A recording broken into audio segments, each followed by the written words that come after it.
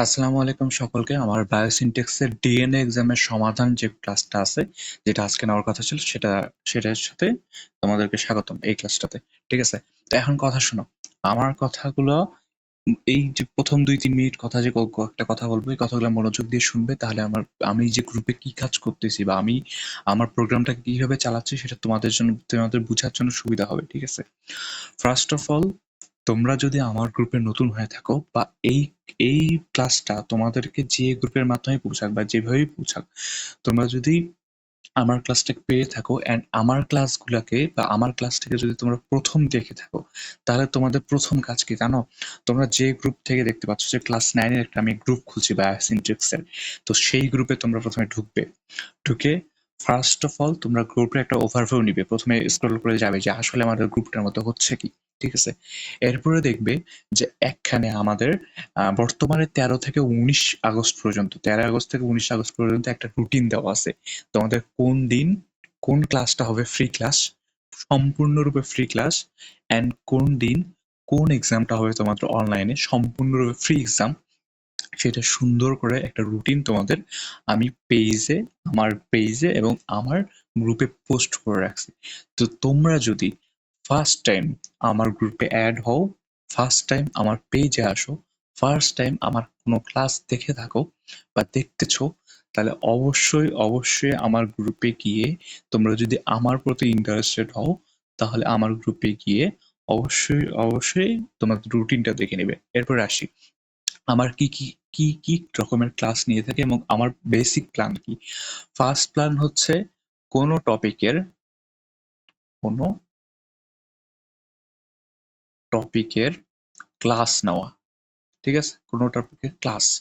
First of all এটা হচ্ছে আমার মেইন প্রায়োরিটি।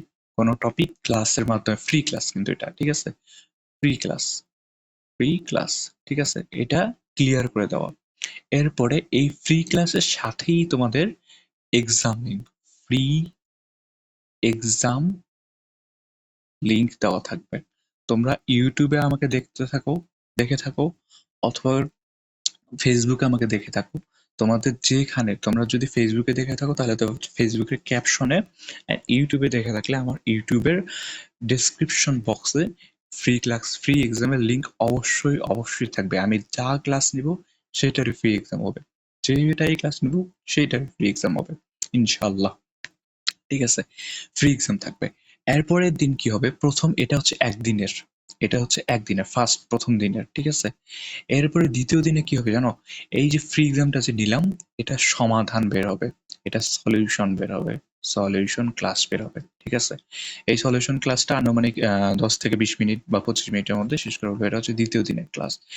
এইভাবে যদি তোমরা একদিন করো যে আমার ক্লাসটা করলে, ওই দিন ক্লাসটা করার পর ওই পড়াটা পড়লে, পড়ার পর এক্সামটা দিলে, এক্সামটা কোথায় ভুল যাচ্ছে বা কোন প্রশ্নটা যদি না বুঝে থাকো, সেটা পরবর্তী দিন আমার সলিউশন ক্লাসে এসে দেখে নিলে, তাহলে আমার মনে হয় না তোমাদের কোনো টপিকে কোনো রকম কোনো সমস্যা হইতে পারে। ঠিক আছে?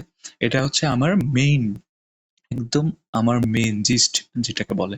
মেইন আমার প্রোগ্রাম পরিচালনা করার একদম মেইন জিনিস। প্রথমে কোনো এক টপিকের ক্লাস নেব, ফ্রি ক্লাস।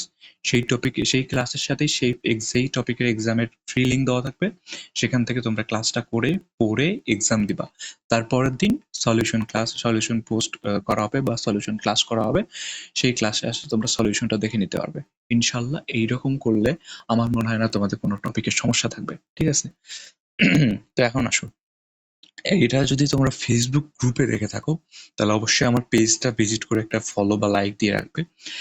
অবশ্যই গ্রুপটাতে এন্টার করবে, এসএসসির গ্রুপ যেটা আছে, এসএসসি 2026 যে গ্রুপটা আছে সেটাতে। যদি তোমরা ইউটিউবে দেখে থাকো, তোমরা ডেসক্রিপশন বক্স দেখো, তোমাদের ফেসবুক গ্রুপ, ফেসবুক পেজের লিঙ্ক দেওয়া আছে। তোমরা সেখানে গিয়ে অবশ্যই জয়েন করবে অ্যান্ড ফলো দেবে। ঠিক আছে? এখন তোমরা যদি আমাকে টেলিগ্রামের মাধ্যমে খুঁজে পাও, বা তোমরা যদি আমার সাথে কেউ কথা বলতে চাও সরাসরি, অথবা আমাদের টেলিগ্রাম গ্রুপের ডিসকাশন গ্রুপে যদি তোমাদের যুক্ত হইতে চাও, তাহলে অবশ্যই টেলিগ্রামে যুক্ত হতে হবে। আমাদের মেসেঞ্জারে কোনো ডিসকাশন গ্রুপ নেই, আমরা মেসেঞ্জারে কোনো ডিসকাশন গ্রুপ খুলিনি। আমাদের সাথে কথা বলতে হলে, সরাসরি কথা বলতে হলে, টেলিগ্রামের চ্যানেল আছে এবং টেলিগ্রামের ডিসকাশন গ্রুপ আছে, তোমরা সেখানে জয়েন হতে পারো। সেখানে রেগুলারলি আপডেট দেওয়া হবে, যে কোনো লিঙ্ক, যে কোনো এক্সাম, যে কোনো ক্লাস, যে কোনো সলিউশন ক্লাস সম্পূর্ণটা ফ্রি ভাবে তোমাদের আপডেট হবে। এই ফ্রি ক্লাস কিন্তু শুধু একটা দুইটা ইয়ার জন্য, অধ্যায়ের জন্য না। এই যে ফ্রি ক্লাসগুলো আছে ইনশাল্লাহ ক্লাস 9 এর পুরা অনুসন্ধানী অধ্যায়টার, অনুসন্ধানী বইটার যতগুলো অধ্যায় আছে সবগুলোর ইনশাল্লাহ free class, free exam, free solution class সবগুলো তোমরা ইনশাল্লাহ পাবে। ঠিক আছে, চলো আজকে আমাদের ক্লাসটা শুরু করা যাক। ডিএনএ এক্সামের সমাধান। এখন বলতে পারো ভাই পাইয়া কার্বোহাইড্রেট এক্সামের সমাধানটা যে দিলেন না, কার্বোহাইড্রেট সমাধানটা তোমরা যদি বই পড়ো একদম A to Z পারবা। আমি বই থেকে জাস্ট 20টা প্রশ্ন তুলে দিছি কার্বোহাইড্রেট এক্সামটা, তাই কার্বোহাইড্রেটের সলিউশন এক্সামটা আমি, সলিউশন সমাধানটা আমি নিচ্ছি না, সলিউশন ক্লাসটা নিচ্ছি না। বাট ডিএনএ এক্সামটাতে আমি বেশ কিছু নতুন নতুন জিনিস ঢুকাইছি, নিজে ট্রিক্স করে। তোমাদের আমি কিন্তু প্রশ্নগুলো নিজে নিজে বানাই, ঠিক আছে? কিছু ট্রিক্স করে কয়েকটা প্রশ্ন দিচ্ছি, সেগুলো তোমাদের বুঝতে যদি একটু অসুবিধা হয় বা কোনো সমস্যা হয় সেটার জন্য ডিএনএ এক্সামের সমাধান ক্লাস বা সলিউশন ক্লাস এটা, ঠিক আছে? তো চলো শুরু করা যাক। প্রথমত আমি হচ্ছে একটা প্রশ্ন দেখাবো, সেই প্রশ্নটা বইয়ের কোথায় আছে সেই লাইনটা থেকে পড়াবো, অ্যান্ড যদি কোনো বইয়ের বাইরে থেকে আসে সেটা আমি যা বুঝি সেটা তোমাকে বুঝাই দেবো, ঠিক আছে? তো চলো প্রথম এক্সামটা যদি আমরা শুরু করি তাহলে প্রথম প্রশ্নে যদি আমরা যাই। আচ্ছা, প্রথম প্রশ্ন কি বলছে? নিউক্লিক অ্যাসিডের আকার কিরূপ? নিউক্লিক অ্যাসিডের কি কিরূপ, আকার কিরূপ? তো এই আকারের জন্য যদি আমাদের যাইতে হয় তাহলে দেখো, আমরা যদি বইয়ে যাই তাহলে বইয়ে দেখতে হবে নিউক্লিক অ্যাসিড আসলে কি, আসলে বৃহৎ জৈব অণু। এই যে দেখো, বৃহৎ জৈব অণু, বৃহৎ, বৃহৎ। এই বৃহৎটা কি? নিউক্লিক অ্যাসিডের আকার। নিউ নিউক্লিক অ্যাসিডের আকার, অ্যাসিডের আকার, ঠিক আছে? নিউক্লিক অ্যাসিডের আকার কিসের অণু? বৃহৎ জৈব অণু, বৃহৎ জৈব অণু। এবার আসি 2 নাম্বারটায়। দেখতে পাচ্ছ তাহলে এখানে সঠিক উত্তর কোনটা হবে? সঠিক উত্তর হবে বৃহৎ, নাম্বার 1। এটা হচ্ছে আমাদের সঠিক উত্তর হবে। এরপর আসি, নিউক্লিক অ্যাসিড কোথায় পাওয়া যায় না? কোথায় পাওয়া যায় না? দেখো, নিউক্লিক অ্যাসিড আমাদের বই থেকে আমরা কয়টা পড়ছি? বই থেকে আমরা 4টা জায়গার নাম পাইছি। তার মধ্যে 3টা জায়গার নাম এখানে দেওয়া আছে। আচ্ছা, আমরা যদি বইয়ে যাই তাহলে দেখো নিউক্লিক অ্যাসিড কোথায় পাওয়া যায় না? নিউক্লিক অ্যাসিড প্রথমে পাওয়া যায় কোথায়? Ribosome, ribosome, nucleus, ribosome, nucleus ও রাইবোজোম ছাড়াও মাইটোকন্ড্রিয়া এবং প্লাস্টিডে নিউক্লিক অ্যাসিড থাকে। ঠিক আছে? মাইটোকন্ড্রিয়া এবং প্লাস্টিডে নিউক্লিক অ্যাসিড থাকে। আমি যদি আবার দেখা যাই, নিউক্লিয়াস, রাইবোজোম ছাড়াও, নিউক্লিয়াস ও রাইবোজোম ছাড়াও মাইটোকন্ড্রিয়া এবং প্লাস্টিডে নিউক্লিক অ্যাসিড থাকে। তার মানে কি বোঝা যাচ্ছে? Nucleus, new first of all nucleus, 2 number ribosome, 1 নাম্বারে নিউক্লিয়াস, 2 নাম্বারে রাইবোজোম, 3 নাম্বারে মাইটোকন্ড্রিয়া এবং 4 নাম্বারে হচ্ছে প্লাস্টিড। এই জায়গাগুলোতে আমাদের নিউক্লিক অ্যাসিড থাকে। তাহলে আমরা যদি এখানে দেখি যে আমাদের এখানে কি কি আছে? আমাদের এখানে আছে নিউক্লিয়াস, ঠিক আছে? নিউক্লিয়াসটা হবে। রাইবোজোম, রাইবোজোমও হবে। প্লাস্টিড হবে। এরপরে কি আছে? এখানে আছে গলগি বডি। গলগি বডি কি হবে? গলগি বডি হবে না। গলগি বডির এখানে যদি থাকতো মাইটোকন্ড্রিয়া, মাইটোকন্ড্রিয়া, তাহলে মাইটোকন্ড্রিয়াতে নিউক্লিক অ্যাসিড থাকতো। যেহেতু গলগি বডিতে নিউক্লিক অ্যাসিড পাওয়া যায় না, তাই নিউক্লিক অ্যাসিড কোথায় পাওয়া যায় না, তাই এই প্রশ্নটার সমাধান কি হবে? Golgi body. রাইট অ্যান্সার হবে 3। এখানে নিউক্লিক অ্যাসিড পাওয়া যায় না। এরপর আসি, নিউক্লিক অ্যাসিড এ কোনটি থাকে না? কোনটি থাকে না? নিউক্লিক অ্যাসিডে কোনটি থাকে না? আচ্ছা বলো দেখি, নিউক্লিক অ্যাসিডে কি কি থাকে? প্রথমত একটা পেন্টোজ সুগার থাকে, 5 কার্বন বিশিষ্ট একটা পেন্টোজ সুগার থাকে, ঠিক আছে?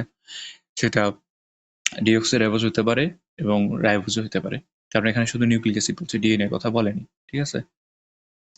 আর বিষয় দেখো, এখানে কি থাকে? প্রথমে একটা পেন্টোজ সুগার থাকে, তারপরে নাইট্রোজেন বেস থাকে এবং একটা ফসফেট থাকে, ঠিক আছে? ফসফেট গ্রুপ থাকে। এখন দেখো আমরা কি কি পাচ্ছি? পেন্টোজ সুগার পাচ্ছি, হ্যাঁ এই যে পেন্টোজ সুগার পাইছি, পেন্টোজ সুগার পেয়ে গেছি। তারপর কি আছে? ফসফরিক অ্যাসিড বা ফসফেট পাচ্ছি, এই যে ফসফরিক অ্যাসিড বা ফসফেট পেয়ে গেছি, ঠিক আছে? এরপর কি আছে? অ্যাডেনিন। অ্যাডেনিন মানে কি? Nitrogen base. অ্যাডেনিন কি, নাইট্রোজেন বেস কি কি আছে? Adenine, guanine, cytosine, thymine. এই 4টাই তো নাইট্রোজেন বেস, তাই না? তার মধ্যে অ্যাডেনিন আছে, অ্যাডেনিন থাকতেই পারে। এখন দেখো এখানে কি বলছে? নাইট্রোজেন অম্ল একটা অপশনে আছে। নাইট্রোজেন অম্ল কি থাকে? নাইট্রোজেন অম্ল কিন্তু থাকে না। নাইট্রোজেন অম্ল মানে কি? অম্ল মানে হচ্ছে অ্যাসিড, ঠিক আছে? আর বেজ মানে কি? বেজ মানে হচ্ছে ক্ষার। কি থাকতো? যদি বলতো যে নাইট্রোজেন ক্ষার থাকে তাহলে বুঝা যাইতো যে প্রশ্নটাতে ভুল আছে বা প্রশ্নটা ঠিক হচ্ছে। এখন কি বলছে এখানে, চাইছে কি নিউক্লিক অ্যাসিড থাকে, নিউক্লিক অ্যাসিড কোনটি থাকে না, নাইট্রোজেন অম্ল কি থাকে না, নাইট্রোজেন অম্ল থাকে না, নাইট্রোজেন বেস থাকে বা নাইট্রোজেন ক্ষার থাকে, নাইট্রোজেন অম্ল বা নাইট্রোজেন অ্যাসিড থাকে না। তাই এখানকার সঠিক উত্তর হচ্ছে 2 নাম্বারটা। ঠিক আছে, এরপর আসি নিচে। নিউক্লিক অ্যাসিড কত প্রকার? এটা বলো দেখি। এটা তো সবচেয়ে সোজা প্রশ্ন। নিউক্লিক অ্যাসিড কত প্রকার? কত প্রকার? আমরা যদি বই থেকে এটা দেখি তাহলে বইয়ে সুন্দর করে একটা লাইন দেওয়া আছে, নিউক্লিক অ্যাসিড 2 প্রকার। নিউক্লিক অ্যাসিড কত প্রকার? 2 প্রকার। নিউক্লিক অ্যাসিড 2 প্রকার। তাহলে কোথায় 2 নাম্বার অপশন কোথায়? এই যে দেখো, নিউক্লিক অ্যাসিড হচ্ছে 2 প্রকার। ঠিক আছে? এবার আসি, কোনটি কোথায় ডিএনএ দেখতে পাওয়া যায় না? কি দেখতে পাওয়া যায় না? এখানে কিন্তু বলেনি নিউক্লিক অ্যাসিড, এখানে বলছে ডিএনএ। ডিএনএ মানে কি? Deoxy ribo nucleic acid. কোথায়? ডিঅক্সি রাইবো নিউক্লিক অ্যাসিড দেখতে পাওয়া যায় না। এখন যদি আবার আমরা বইয়ে আসি আবার, তাহলে দেখো তো কি বইয়ে কি বলছে। বইয়ে বলছে আম, এই যে কয়েক ধরনের ভাইরাস ছাড়া প্রায় সব রকম সজীব কোষেই ডিএনএ থাকে। কোথায় থাকে না? কয়েক ধরনের ভাইরাস থাকে না, কয়েক ধরনের ভাইরাস ছাড়া। তার মানে কি, আমরা যদি ডিএনএ কোথাও দেখতে পাওয়া যায় না, কিছু ভাইরাসে বা কয়েক ধরনের ভাইরাসে ডিএনএ দেখতে পাওয়া যায় না, ডিএনএ থাকে না। তার বদলে কি থাকে? আরএনএ থাকে। এই কয়েক ধরনের ভাইরাসে বংশগতীয় বস্তু হিসেবে আরএনএ থাকে। এখানে কিছু ছত্রাক, শৈবাল, শামুক এগুলো জাস্ট এমনি অপশন। বাট আমাদের বইয়ে কি আছে? বইয়ে বলা হয়েছে কিছু ভাইরাসে বা কয়েক ধরনের ভাইরাসে ডিএনএ থাকে না। ঠিক আছে? অর্থাৎ যদি বলে যে কোথায় ডিএনএ দেখতে পাওয়া যায় না, কিছু ভাইরাস। সঠিক উত্তর কি? কিছু ভাইরাস ডিএনএ দেখতে পাওয়া যায় না। এরপর আসি, ক্রোমোজোম কি কি দ্বারা গঠিত? কি কি কি কি অর্থাৎ 2টা জিনিস থাকবে। ক্রোমোজোম কি কি দ্বারা গঠিত? ক্রোমোজোম কি কি দ্বারা গঠিত? আচ্ছা বইয়ে আসি, বই থেকে এটা কোথা থেকে পাইলাম আমি লাইনটা আমি এখানে তোমাদেরকে দেখাই দিই। ক্রোমোজোম ক্রোমোজোম ডিএনএ ও কিছু প্রোটিন দ্বারা তৈরি। ডিএনএ এবং কিছু প্রোটিন দ্বারা তৈরি। আমাদের ক্রোমোজোম ক্রোমোজোম কি কি দ্বারা তৈরি? ক্রোমোজোম কিছু ডিএনএ এবং প্রোটিন দ্বারা তৈরি। ডিএনএ ও প্রোটিন। এই দেখো অপশন, ডিএনএ শর্করা, শর্করা কি হবে? শর্করা থাকবে না। প্রোটিন আছে, লিপিড কি হবে? লিপিড হবে না। লিপিড শর্করা এটা একটাও হবে না। কিন্তু কি আছে দেখো, 4 নাম্বার অপশনে কি আছে? ডিএনএ এবং প্রোটিন। এই 2টা জিনিস দিয়ে আমাদের ক্রোমোজোম গঠিত। অর্থাৎ সঠিক উত্তর হবে অপশন 4, যে ডিএনএ এবং প্রোটিন দিয়ে আমাদের ক্রোমোজোম গঠিত। এবার আসি 7 নাম্বার প্রশ্নে। ডিএনএ এর কোন প্রোটিনের ডিএনএ কোন প্রোটিনের সাথে পেঁচিয়ে থাকে? এইটা তোমাদের বইয়ের শেষের দিকের একটা পেজে আছে। এই ডিএনএ পেজটাতে তোমাদের এই অপশনটা নাই বা এই পড়াটা নাই। এটা সবার শেষের চ্যাপ্টার, এই চ্যাপ্টারের সবার শেষের পেজটাতে দেখিও, একটার সাথে আরেকটা সম্পর্ক যেখানে আছে। তো সেইখানে প্রোটিন এবং ডিএনএ বা প্রোটিন এবং নিউক্লিক অ্যাসিডের যে সম্পর্ক অপশন ইয়েটা আছে ওখান থেকে তোমরা পাবে। আর যদি এমনি সাধারণত বলি, এইটা হচ্ছে হিস্টোন প্রোটিনের সাথে পেঁচিয়ে থাকে। হিস্টোন প্রোটিনের সাথে ডিএনএ পেঁচিয়ে থাকে। ঠিক আছে? এই দেখো, এটা যদি ছোট ছোট চিত্র দিয়ে বুঝাই, তাহলে এগুলো হচ্ছে হিস্টোন প্রোটিন। ঠিক আছে? এটা একটা হিস্টোন প্রোটিন। এইটার সাথে এইটার সাথে ডিএনএ গুলা এইরকম করে পেঁচায় থাকে। ঠিক আছে? ডিএনএ গুলো এরকম করে পেঁচায় থাকে, এরকম করে পেঁচায় এরকম করে পেঁচায় সরু ছোটার মতো এরকম একটা লম্বা সুতার মতো গঠন করে। লম্বা সুতার মতো গঠনটা যদি আরো একটু বড় করে দেখি, জুম আউট করে দেখি, তাহলে এই লম্বা সুতার মতো গঠনটা অনেকগুলা গঠন মিলে কি গঠন করে? ক্রোমোজোম গঠন করে। ক্রোমোজোম, এই লম্বা সুতার অনেকগুলো বড় বড় লম্বা সুতার মতো গঠন করে, তাকে বলা হবে ক্রোমোজোম। এই ক্রোমোজোম কোথায় থাকে জানো? ক্রোমোজোম থাকে হচ্ছে নিউক্লিয়াসে। ক্রোমোজোম থাকে, লেখাগুলো এত খারাপ হচ্ছে কেন? ক্রোমোজোম থাকে হচ্ছে নিউক্লিয়াসে। নিউক্লিয়াসে নিউক্লিয়াসে ঠিক আছে? নিউক্লিয়াসে ক্রোমোজোম থাকে। ঠিক আছে? আচ্ছা, বুঝলাম। এবার আসো, নেক্সট প্রশ্নে কি বলছে। ডিএনএ প্রোটিনের সাথে কিভাবে পেঁচিয়ে থাকে? কিভাবে পেঁচিয়ে থাকে? এটা একদম হুবহু বইয়ের লাইন। কিভাবে পেঁচিয়ে থাকে? আচ্ছা, চিত্রটা থেকে তো বুঝাইলাম আমি তোমাদেরকে কিভাবে পেঁচিয়ে থাকে। এইভাবে এখানে দেখো বই থেকে। ডিএনএ প্রোটিনের সঙ্গে লম্বা সুতার মতো গঠন তৈরি করে, লম্বা সুতার মতো তৈরি করে পেঁচিয়ে থাকে। এই যে পেঁচিয়ে লম্বা সুতার মতো গঠন তৈরি করে। ডিএনএ প্রোটিনের সাথে পেঁচিয়ে লম্বা সুতার মতো গঠন করে। অর্থাৎ কিভাবে হবে? লম্বা সুতার মতো গঠন করবে, লম্বা সুতার মতো গঠন তৈরি করবে পেঁচিয়ে। অর্থাৎ ডিএনএ প্রোটিনের সাথে পেঁচিয়ে লম্বা সুতার মতো গঠন তৈরি করে বা লম্বা সুতার মতো পিছিয়ে থাকে। ঠিক আছে, এরপরে আসি এখানে আসি।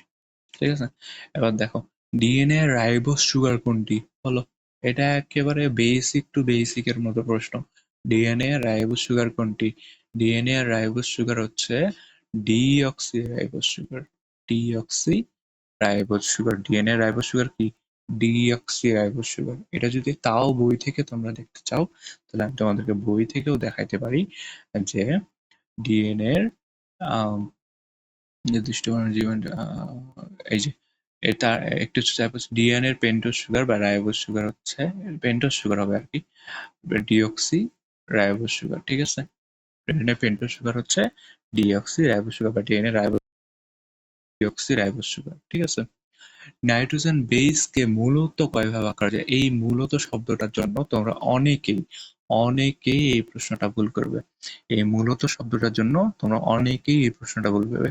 নাইট্রোজেন বেসকে মূলত কয় ভাগে ভাগ করা যায়? মূলত কয় ভাগে বলো দেখি। মেইন হচ্ছে কি নাইট্রোজেন, নাইট্রোজেন বেস। ঠিক আছে, এটাকে আমরা কয় ভাগ করব? দুই ভাবে। একটা হচ্ছে পিউরিন আর একটা কি, আর একটা হচ্ছে পাইরিমিডিন। পাইরিমিডিন। পিউরিনের মধ্যে কে কে থাকে? পিউরিনের মধ্যে থাকে পাইরিমিডিন, সাইটোসিন এবং থাইমিন। অর্থাৎ যদি বলে যে মূলত কয় ভাগে ভাগ করা যায়, মূলত কয় ভাগে ভাগ করা যায়? দুই ভাগে ভাগ করা যায়। একটা হচ্ছে পিউরিন আর একটা পাইরিমিডিন। এই পিউরিনের মধ্যে অ্যাডেনিন এবং গুয়ানিন থাকে, পাইরিমিডিনের মধ্যে সাইটোসিন ও থায়ামিন থাকে। বাট মেইন কয়টা ভাগে ভাগ করা যায়? মেইন দুই ভাগে ভাগ করা যায়, পিউরিন এবং পাইরিমিডিন। ঠিক আছে, এবার আসি ডিএনএ কয়টি নাইট্রোজেন বেস আছে? প্রশ্ন নাম্বার 11। ডিএনএ এর কয়টি নাইট্রোজেন বেস আছে? নাইট্রোজেন বেস কয়টা আছে? 4টা। নাইট্রোজেন বেস কি কি? নাইট্রোজেন বেস গুলো কি কি বলতো? অ্যাডেনিন, গুয়ানিন, সাইটোসিন এবং থাইমিন। এইগুলা হচ্ছে ডিএনএ এর নাইট্রোজেন বেস। নাইট্রোজেন বেস কয়টা আছে? 4টা আছে। তার মধ্যে অ্যাডেনিন এবং গুয়ানিন হচ্ছে তার মধ্যে অ্যাডেনিন এবং গুয়ানিন হচ্ছে পিউরিন এবং সাইটোসিন এবং থাইমিন হচ্ছে পাইরিমিডিন। ঠিক আছে, এবার আসো, এবার আমরা আসি হচ্ছে পিউরিন গুলো কোনগুলো? প্রশ্ন নাম্বার এর পরের প্রশ্নটা আসি। পিউরিন কোনগুলো? পিউরিন কোনগুলো? পিউরিন কোনগুলো যদি আমি এখান থেকে দেখাই তোমাদেরকে, তোমাদের বই সুন্দরভাবে দেওয়া আছে পিউরিন কোনগুলো। এই যে দেখো পিউরিন। পিউরিন কোনগুলো? অ্যাডেনিন আর গুয়ানিন, এই দুইটা হচ্ছে পিউরিন। ঠিক আছে, আর পাইরিমিডিন কোনগুলা? পাইরিমিডিন হচ্ছে থাইমিন এবং সাইটোসিন, এই দুইটা হচ্ছে পিউরিন। আচ্ছা, যদি এখন আমরা প্রশ্নে যাই তাহলে দেখো তো অ্যাডেনিন হচ্ছে পিউরিন আর সাইটোসিন কি পিউরিন? সাইটোসিন হচ্ছে পাইরিমিডিন। গুয়ানিন পিউরিন, সাইটোসিন কি? পাইরিমিডিন। অ্যাডেনিন এবং গুয়ানিন এই দুইটাই হচ্ছে পিউরিন। তার মানে সঠিক উত্তর কি হবে? 3 নম্বর হচ্ছে সঠিক উত্তর। থাইমিন আর সাইটোসিন কি? দুইটাই পাইরিমিডিন। আচ্ছা, তারপরে আসো পাইরিমিডিন কোনগুলো? পাইরিমিডিন কোনগুলো? পাইরিমিডিন হচ্ছে কোনগুলো বলো? সাইটোসিন এবং থাইমিন, এই দুটো হচ্ছে পাইরিমিডিন। তো অ্যাডেনিন হচ্ছে পিউরিন, সাইটোসিন পাইরিমিডিন হচ্ছে না। গুয়ানিন হচ্ছে পিউরিন, থাইমিন পাইরিমিডিন হচ্ছে না। সাইটোসিন থাইমিন দুইটাই মিলে গেছে। অর্থাৎ সঠিক উত্তরকে দুইটা পাইরিমিডিন হচ্ছে সাইটোসিন এবং থাইমিন। এবার আসি, আহ পেন্টোজ সুগারের কোন কার্বনে ফসফেট যুক্ত থাকে? পেন্টোজ সুগারের কোন কার্বনে ফসফেট যুক্ত থাকে? এটা একটা মজার প্রশ্ন। এটা তোমাদেরকে এটা একটু বুঝতে হবে, না হলে বুঝতে পারবে না। ঠিক আছে, এটা একটু বুঝাই দিতে হবে, নাহলে বুঝতে পারবে না। এবার দেখো এখানে দেখো, এই যে পেন্টোজ সুগারের যে চিত্রটা আছে, তোমাদেরকে যদি একটু আরেকটু জুম করে দেখাই আমি, ঠিক আছে? একটু যদি জুম করে দেখাই তাহলে দেখো, এই যে পেন্টোজ সুগারের চিত্রটা দেখতে পাচ্ছ তোমরা, এই পেন্টোজ সুগারের কয়টা কার্বন থাকে? 5টা কার্বন থাকে। বা কয়টা কার্বন থাকে? 5টা কার্বন থাকে। 5টা কার্বন থাকে। এই 5টা কার্বন 5টা জায়গায় থাকে।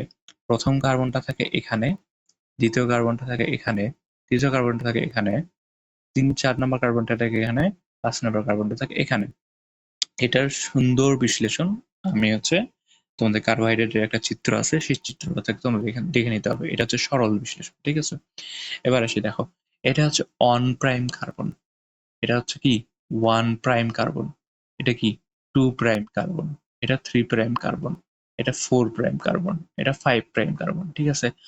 1 প্রাইমের সাথে কি যুক্ত থাকে? 1 প্রাইমের সাথে 1 প্রাইমের সাথে যুক্ত থাকে হচ্ছে নাইট্রোজেন বেস।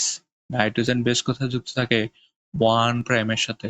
1 প্রাইমের সাথে। দেখো, এই জিনিসটা ভালো মতো বুঝো, আর নেক্সট এর 2-3টা প্রশ্ন এইটার উপরে আছে, এটার উপরে দিছি, তো সেটা ভালো মতো বুঝো।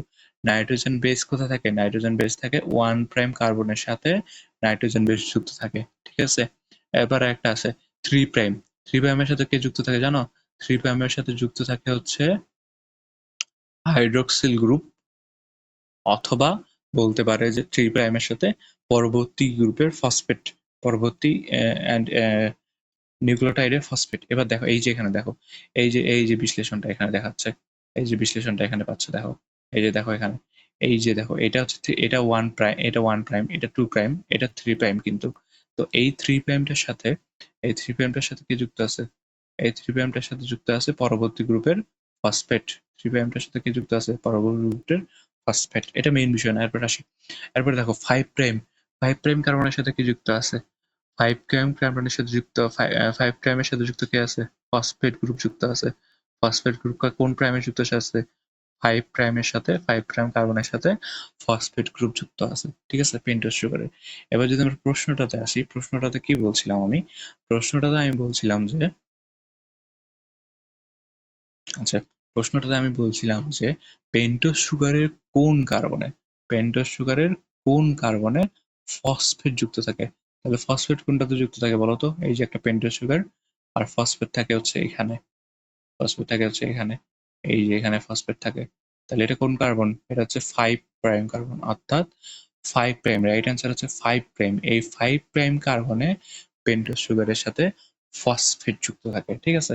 নেক্সট প্রশ্নটাও তোমরা এইভাবে পারবে। নেক্সট প্রশ্নটা যদি ইয়া করি, আচ্ছা, এই যে নেক্সট প্রশ্নটা, নেক্সট প্রশ্নটা বলছে কি, পেন্টোজ সুগারের কোন কার্বনে হাইড্রক্সিল যুক্ত থাকে? হাইড্রক্সিল কোনটাতে যুক্ত থাকে? হাইড্রক্সিল যুক্ত থাকে হচ্ছে, এই দেখো, হাইড্রক্সিল কোথায় যুক্ত থাকে? 3 প্রাইম কার্বনে। এখানে হাইড্রক্সিল যুক্ত থাকে, এটা হচ্ছে 1 প্রাইম, এটা 2 প্রাইম, এটা 3 প্রাইম, এটা হচ্ছে 4 প্রাইম, আর এটার সাথে কি যুক্ত থাকে? এটা হচ্ছে 5 প্রাইম। তো হাইড্রক্সিল কোথায় থাকে? হাইড্রক্সিল থাকে এখানে। একটা একটা নিউক্লিওটাইডের হাইড্রক্সিলের সাথে অপর একটা ফসফেটের, অপর একটা ফসফেট গ্রুপ, অপর একটা নিউক্লিওটাইডের ফসফেট গ্রুপ যুক্ত হয়, ঠিক আছে? তো এই নিউক্লিওটাইড হাইড্রক্সিল গ্রুপটা কোথায় থাকে? হাইড্রক্সিল গ্রুপটা থাকে হচ্ছে 3 প্রাইম কার্বনে, অর্থাৎ কত? 3 প্রাইম কার্বন। এটা হচ্ছে রিয়াল, এটা হচ্ছে অ্যান্সার, সঠিক অ্যান্সার, কারেক্ট অ্যান্সার। 3 প্রাইম কার্বনে হাইড্রোক্সিল যুক্ত থাকে। আবার বলছে নাইট্রোজেন বেস কোন কার্বনে যুক্ত থাকে? এখন বলো তো, এটা তোমরাও পারবে, এই প্রশ্নের উত্তর তোমরা পারবে, বলো নাইট্রোজেন বেস কোথায় যুক্ত থাকে? নাইট্রোজেন বেস কোথায় যুক্ত থাকে? আমরা যদি চিত্রটা আবার আঁকি একবার, তাহলে কোথায় নাইট্রোজেন বেস? এখানে যুক্ত থাকে না? এই যে বক্সগুলো, এটাকে তো নাইট্রোজেন বেস বলে। এই বক্সগুলোর এই বক্সটাকে তো নাইট্রোজেন বেস বলে। তো এই নাইট্রোজেন বেস কোথায় কোথায় যুক্ত থাকে? 1 প্রাইম কার্বনে। 1 প্রাইম কার্বনের সাথে নাইট্রোজেন বেস যুক্ত থাকে। 1 প্রাইম অপশনটা কোথায় আছে? এই যে 1 প্রাইম অপশনটা আছে, অর্থাৎ 3 নাম্বার অপশনটা হচ্ছে কারেক্ট অ্যান্সার। এবার আসি, পিউরিনের চক্র কয়টি, পাইরিমিডিনের চক্র কয়টি? দুইটা একসাথে পড়াই দিই, দেখো। কোয়েশ্চেন নাম্বার 17 পিউরিনের চক্র কয়টি, কোয়েশ্চেন নাম্বার 18 পাইরিমিডিন সময়ের চক্র কয়টি? পিউরিনের চক্র দেখো, পিউরিনের চক্র, চক্র কোথা থেকে দেখছি? এই যে এখানে আসো, এই পৃষ্ঠাটাতে, এই পৃষ্ঠাতে দেখো, এই যে পিউরিন, এই যে পিউরিন, পিউরিনের কাটা চক্র, এই যে একটা চক্র, এইখানে আরেকটা চক্র। কয়টা চক্র আছে? পিউরিন সময়ের, পিউরিন কোনগুলা? অ্যাডেনিন এবং গুয়ানিন। অ্যাডেনিন এবং গুয়ানিনের দুইটারই কয়টা চক্র আছে? 2টা চক্র আছে। আর পাইরিমিডিনগুলোর কয়টা আছে?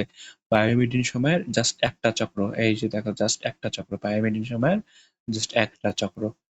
সাইটোসিন এবং থাইমিনের জাস্ট একটা করে চক্র আছে। আর পিউরিন সময়ের কয়টা চক্র আছে? পিউরিন সময়ের 2টা করে চক্র আছে। তাহলে যদি আমরা 17 নাম্বার অপশনে আসি, তাহলে 17 নাম্বার কি প্রশ্নে যদি আসি, তাহলে পিউরিন সময়ের কয়টা চক্র থাকে?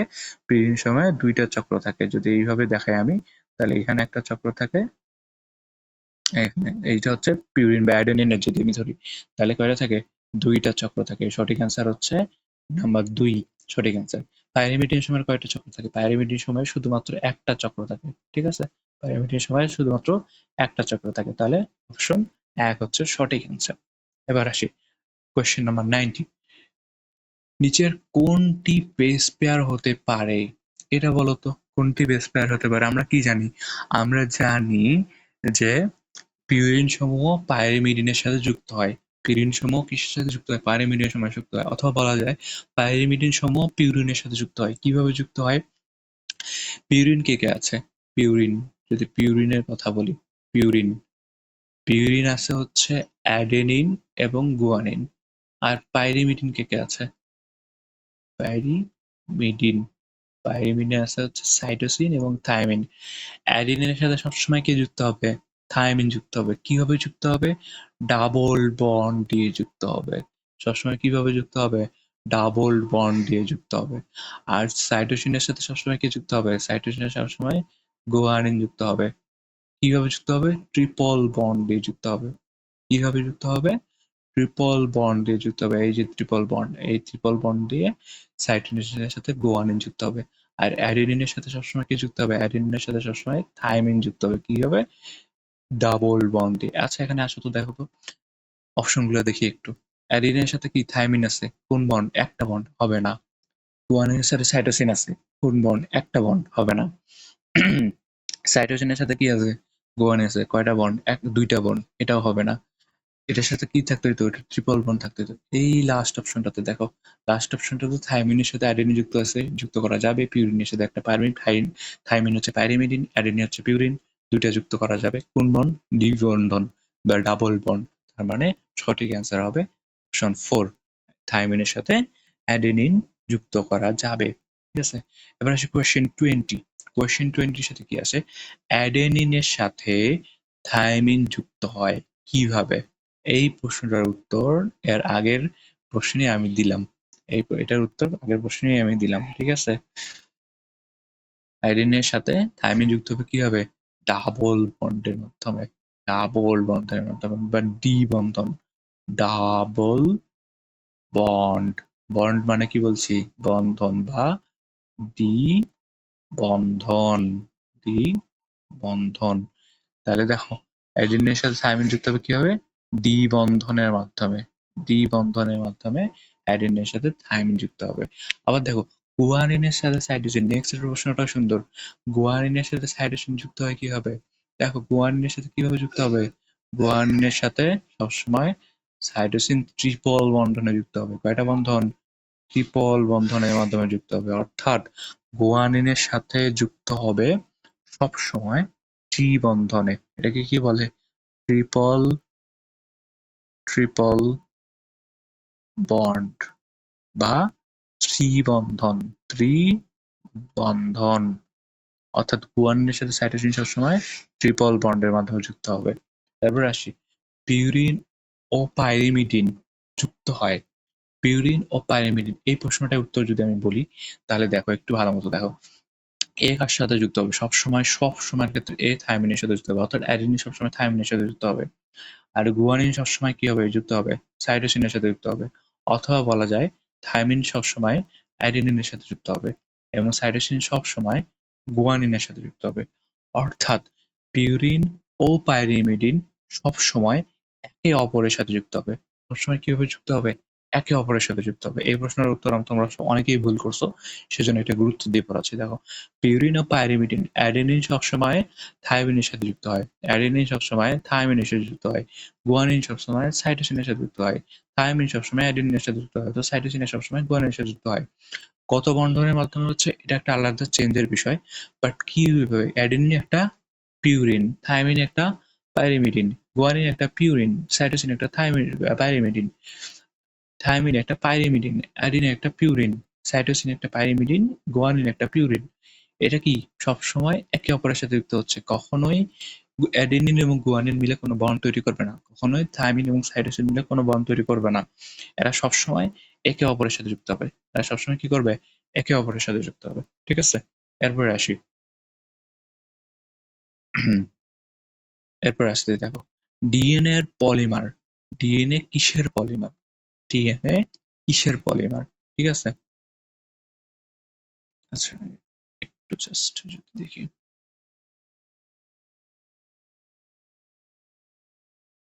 ডিএনএ কিসের পলিমার, এই প্রশ্নের উত্তর যদি আমরা একটু দেখি তাহলে দেখো ডিএনএ একটা পলিমার। ঠিক আছে, ডিএনএ কি দিয়ে তৈরি হয়, সবচেয়ে কোন গাঠনিক ক্ষুদ্র একক দিয়ে তৈরি হলে ডিএনএ সম্পূর্ণভাবে সম্পন্ন হবে? কিভাবে তৈরি হয় বলতো? ডিএনএ হচ্ছে নিউক্লিওটাইডের পরিমাণ, নিউক্লিওটাইডের পরিমাণ। আচ্ছা, নিউক্লিওটাইড এবং নিউক্লিওসাইড দেখো, নাইট্রোজেন বেস, শুধুমাত্র নাইট্রোজেন বেস দিয়ে ডিএনএ তৈরি হয় না, শুধুমাত্র পেন্টোজ সুগার দিয়ে ডিএনএ তৈরি হয় না। ডিএনএ তৈরি হওয়ার জন্য নিউক্লিওটাইড লাগবে। ঠিক আছে, নিউক্লিওটাইড মানে কি? নিউক্লিওটাইড মানে হলো এই যে পেন্টোজ সুগার সাথে, পেন্টোজ সুগারের সাথে একটা নাইট্রোজেন বেস যুক্ত হবে এবং এটা ফসফেট গ্রুপ যুক্ত হবে, এটা ফসফেট গ্রুপ যুক্ত হবে। এই দুইটা মিলে তৈরি হবে একটা নিউক্লিওটাইড। এই দুইটা মিলে কি তৈরি হবে? নিউক্লিও নিউক্লিওটাইড, টাইড গঠিত হবে। আচ্ছা, এখানে দেখো একটু তোমরা অধিকাংশ জন এটা ভুল করবে, টাইড এবং সাইডের মধ্যে ভুল করে ফেলবে, টাইড এবং সাইডের মধ্যে কনফিউজ হয়ে যাবে যে কোনটা অপশন হবে। একটা ডিএনএ কিসের পরিমাণ, নিউক্লিওটাইডের পরিমাণ না নিউক্লিওসাইডের পরিমাণ, সেটার মধ্যে একটা সমস্যা হবে। আচ্ছা, নিউক্লিওসাইড কি তাহলে? নিউক্লিওটাইড এই পূর্ণাঙ্গটাকে বলা হয় নিউক্লিওটাইড। এই পূর্ণাঙ্গটাকে কি বলা হবে? এই পূর্ণাঙ্গটাকে বলা হবে নিউক্লিওটাইড। বুঝছো, এই পূর্ণাঙ্গটাকে বলা হয় নিউক্লিওটাইড। এখন নিউক্লিওসাইড কাকে বলে? নিউক্লিওসাইড বলা হবে শুধুমাত্র এই যে পেন্টোজ সুগার এবং পেন্টোজ সুগার এবং নাইট্রোজেন গ্রুপ বা নাইট্রোজেন বেস, এই দুইটাকে মিলে বলা হবে নিউক্লিওসাইড। এই দুইটা মিলে বলা হবে নিউক্লিওসাইড, নিউক্লিও, ঠিক আছে। নিউক্লিওসাইড কি? Pentose sugar, pentose sugar plus nitrogen base, এই দুইটা মিলে হচ্ছে নিউক্লিওসাইড। এটার সাথে যদি ফসফেট গ্রুপ যুক্ত হয় তাহলে সেটা হবে নিউক্লিওটাইড, তাহলে সেটা কি হবে? নিউক্লিওটাইড হয়ে যাবে। বুঝছো, এবার আসি। এই যে দেখো এখানে এই প্রশ্নটাই বলছে নিউক্লিওসাইড কি, নিউক্লিওসাইড কি, নিউক্লিওসাইড কোনটা? নিউক্লিওসাইড হচ্ছে ফসফেট সুগার, পেন্টোজ সুগার এবং nitrogen base. Pentose sugar, pentose sugar বা হচ্ছে এই যে দেখো পেন্টোজ সুগার বা নাইট্রোজেন, কারণ পেন্টোজ সুগার, পেন্টোজ সুগারকে জাস্ট সুগার বলা হয়েছে, এবং নাইট্রোজেন বেস, এই দুইটা মিলে কি গঠন করে? নিউক্লিওসাইড গঠন করে। অর্থাৎ সঠিক আনসার হচ্ছে নাম্বার 3। এবার আসি নিউক্লিওটাইড কি। নিউক্লিওটাইড মানে কি? নিউক্লিওটাইড মানে হচ্ছে pentose, pen wait, pentose sugar plus phosphate plus কি? Nitrogen base, nitrogen base. ঠিক আছে, নিউক্লিওটাইড মানে এটাই। আচ্ছা, এই যে পেন্টোজ সুগার আছে এবং নাইট্রোজেন বেস আছে, এই দুটা মিলে কি গঠন করে? এই দুটা মিলে গঠন করে হচ্ছে নিউক্লিও, নিউক্লিওসাইড।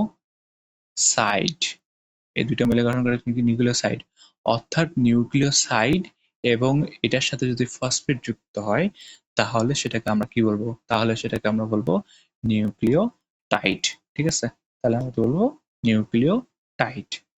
একটি নিউক্লিওটাইডের 5 প্রাইম কার্বনের সাথে যুক্ত ফসফেট গ্রুপ অপর একটি নিউক্লিওটাইডের 3 প্রাইম কার্বনের সাথে যুক্ত হাইড্রোক্সিল মূলকের সাথে যে বন্ধন গঠন করে তার নাম কি?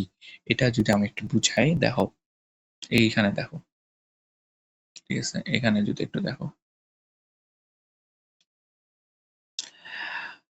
একটা নিউক্লিওটাইডের, এটা একটা নিউক্লিওটাইড, এটা একটা নিউক্লিওটাইড, ঠিক আছে? এইবার দেখো দুইটা নিউক্লিওটাইডের একটা নিউক্লিওটাইডের কি গ্রুপ 5 প্রাইমের সাথে, এটা হচ্ছে 5 প্রাইম, এটা কি 5 প্রাইম, এটা হচ্ছে 5 প্রাইম কার্বন, এটা অপর একটা গ্রুপের 3 প্রাইম কার্বন। তো একটার ফসফেট অপরের কিসের সাথে যুক্ত হয় জানো? একটার ফসফেট PO4 কত মাইনাস হবে? PO4 3 মাইনাস, এটা হচ্ছে ফসফেটের সংকেত PO4 PO4 3 মাইনাস। এটার সাথে কি যুক্ত হবে? অপর একটা গ্রুপের অপর একটা নিউক্লিওটাইডের হাইড্রোক্সিল মূলক OH মাইনাস, এটা হচ্ছে হাইড্রোক্সিল মূলক। তাহলে এটা হচ্ছে 5 কার্বনের জিনিস, এটা কি? এটা হচ্ছে 5 প্রাইম কার্বনের, আর হাইড্রোক্সিল মূলক হচ্ছে 3 প্রাইম কার্বনের। ঠিক আছে? তো একটা নিউক্লিওটাইডের 5 প্রাইম কার্বনের ফসফেটের মূলকের সাথে অপর একটা নিউক্লিওটাইডের 3 প্রাইম কার্বনের হাইড্রোক্সিল মূলক যুক্ত হয়ে যে বন্ধন গঠন করে, এখানে যে বন্ধনটা গঠন হয়েছে, এই বন্ধনটার নাম কি জানো? ফসফো ডাই অ্যাস্টার। এই বন্ধনটার নাম হচ্ছে ফসফোডাই অ্যাস্টার বন্ধন। এই যে এখানে বন্ধনটা গঠিত হয়েছে, এই বন্ধনটার নামই হচ্ছে ফসফো ডাই অ্যাস্টার বন্ধন। ঠিক আছে? এবার আসি, এটার নাম কি? ফসফো ডাই অ্যাস্টার বন্ধন। ঠিক আছে? এখানে দেখো একটা নিউক্লিওটাইডের 5 প্রাইম কার্বনের সাথে যুক্ত ফসফেট গ্রুপ PO4 3 মাইনাস, অপর একটি নিউক্লিওটাইড 3 কার্বন যুক্তের সাথে যুক্ত হাইড্রোক্সিল গ্রুপ, হাইড্রোক্সিলকে OH মাইনাস মূলকের সাথে যে বন্ধন গঠন করে তার নাম কি? তার নাম হচ্ছে ফসফো ডাই অ্যাস্টার বন্ধন। তার নাম কি? ফসফো ডাই অ্যাস্টার বন্ধন। এরপর আসি ATCA-GCC-T এর অ্যান্টি প্যারালাল কোনটা? আচ্ছা, অ্যান্টি প্যারালাল মানে আমরা কি বুঝি? অ্যান্টি প্যারালাল মানে বুঝি যে কোনো একটা, এটা হচ্ছে সাধারণ চিত্র,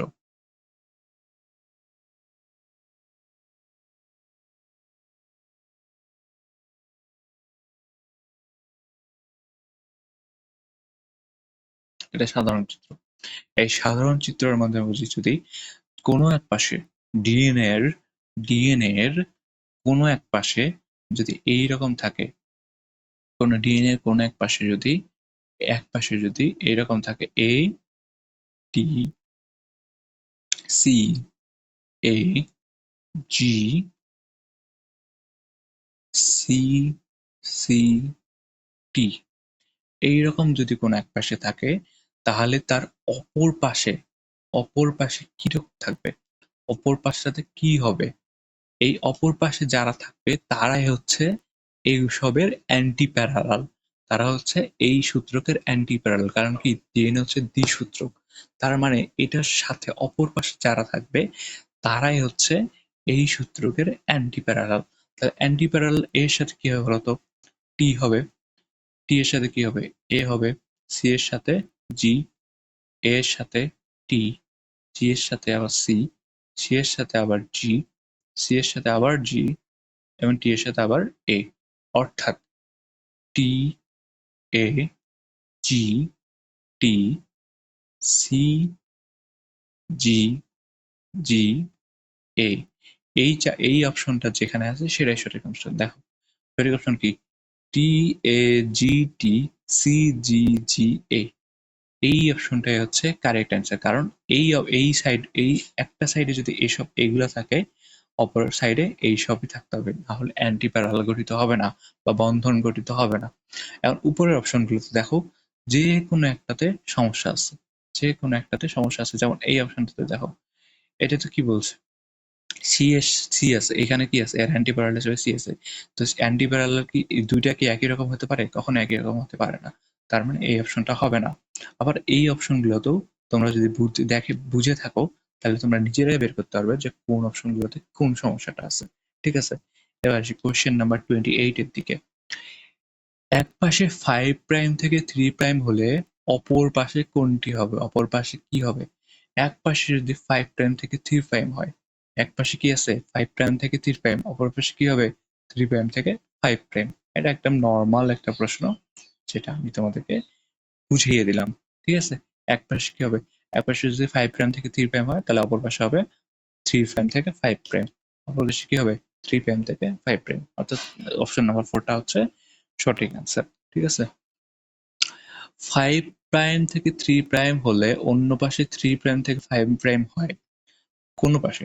ডিএনএ এর এই পাশটা যদি 5 প্রাইম থেকে 3 প্রাইম হয়, তাহলে অপর পাশটা কি হবে? অপর পাশটা 3 প্রাইম থেকে 5 প্রাইম হবে। ঠিক আছে? তাহলে এই যে এইভাবে যেটা হয়, এটাকে কি বলে? এটাকে বলে হচ্ছে বিপরীতমুখী। এটাকে কি বলে? বিপরীতমুখী, বা এটার ইংলিশটা কয়েক সেকেন্ড আগে তোমরা পড়ে আসলে, সেটাকে কি বলে? Anti parallel.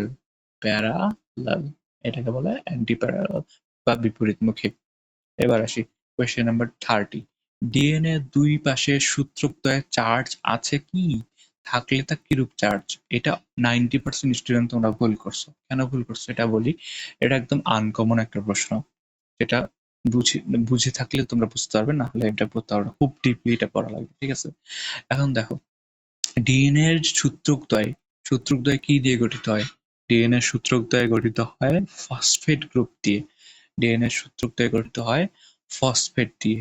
এটা যদি আমি একটু মিশিয়ে দিই এগুলো, তাহলে তোমাদেরকে বুঝাইতে একটু সুবিধা হবে।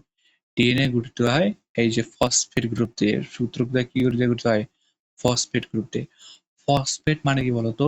PO4 3 minus, PO4 3 minus, 3 minus, PO4 3 minus, অর্থাৎ এখানে কোন চার্জ আছে? এখানে চার্জ আছে ঋণাত্মক চার্জ। এখানে চার্জ আছে কি? হ্যাঁ আছে। হ্যাঁ আছে। ঋণাত্মক চার্জ মানে কি? PO4 3 মাইনাস, এই যে মাইনাস, এটা কিন্তু কোন চার্জ? ঋণাত্মক চার্জ। ডিএনএ দুই পাশে সূত্রদ্বয়ে চার্জ আছে কি? হ্যাঁ আছে। থাকলে তা কিরূপ চার্জ? ঋণাত্মক চার্জ। অর্থাৎ আমার যে এক্সপ্লেনেশনে দেখো, দুই পাশে ফসফেট গ্রুপ আছে যার ঋণাত্মক চার্জ -3 বা -3, অর্থাৎ ঋণাত্মক চার্জ আছে। অর্থাৎ রাইট অ্যান্সার হচ্ছে 4। অপশন নাম্বার 4 হচ্ছে রাইট অ্যান্সার। ডিএনএ এর গঠন কিরূপ? ডিএনএ এর গঠন হচ্ছে DNA double helix. DNA double helix, অর্থাৎ ডিএনএ এর গঠন কিরূপ? DNA double helix. আচ্ছা, এটা কে আবিষ্কার করে বলতো? বিজ্ঞানী ওয়াটসন এবং ক্রিক এইটার আবিষ্কার করে। বিজ্ঞানী ওয়াটসন এবং ক্রিক। এখান থেকে যদি দেখো, তাহলে নিচে এসে দেখতে পারবে যে এখানে দেওয়া আছে বিজ্ঞানী ওয়াটসন এবং ক্রিক ডিএনএ ডাবল হেলিক্স আবিষ্কার করেন, এবং তারা নোবেল পুরস্কার পান এটার বিনিময়ে। ঠিক আছে? এবার আসি ডিএনএ ডাবল হেলিক্স। ডিএনএ এর গঠন হচ্ছে ডিএনএ ডাবল হেলিক্স। এরপর আসি, ডিএনএ এর প্রতিটি প্যাচে কয়টি নাইট্রোজেন বেস থাকে? প্রতিটা প্যাচে কয়টা নাইট্রোজেন বেস থাকে? এই যে প্যাচ, এটা একটা প্যাচ। ডিএনএ যদি আঁকি আমি সুন্দর করে, এই যে এটা একটা প্যাচ, বুঝছো? এখান থেকে এই পর্যন্ত একটা প্যাচ। ঠিক আছে? এই প্যাচে কয়টা নাইট্রোজেন বেস থাকে জানো? এই প্রতিটা প্যাচে 10টা নাইট্রোজেন বেস থাকে। 10টা নাইট্রোজেন বেস থাকে। প্রতিটা প্যাচে 10টা নাইট্রোজেন বেস থাকে। বুঝছো? তাহলে সঠিক অ্যান্সার কি হবে? 2 নাম্বারটা, অপশন 2। 10টি নাইট্রোজেন বেস থাকে। 10টি নাইট্রোজেন বেস থাকে। নাইট্রোজেন ক্ষারকের জোড়া বন্ধনকে কি বলে? এটা তোমরা অনেকে বেস বন্ড দিছো। বেস বন্ড কিন্তু হবে না।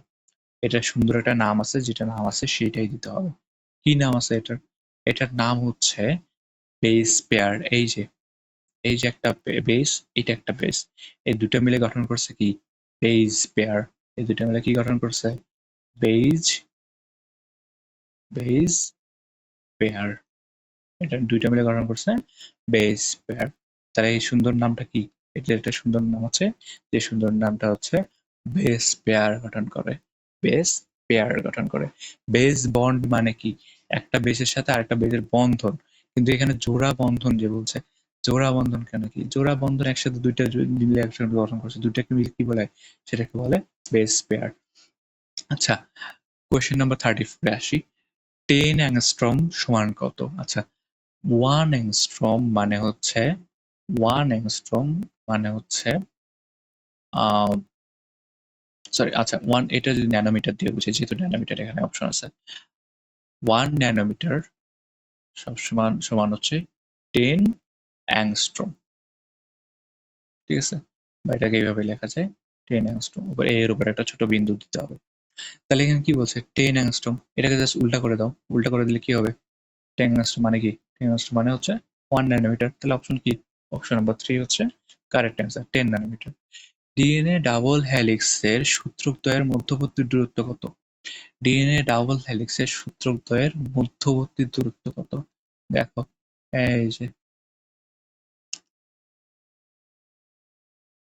এই যে এখানে দেখতে পাচ্ছ না, এই যে সূত্র, এটা ধরো আমি একটা সূত্র দিচ্ছি, ঠিক আছে, এবার দিয়ে দিই, এটা একটা কাজ করি, আমি শুরু থেকে একটা ছবি আঁকি, তোমাদের ছবি আঁকা বুঝাই দিই, ঠিক আছে।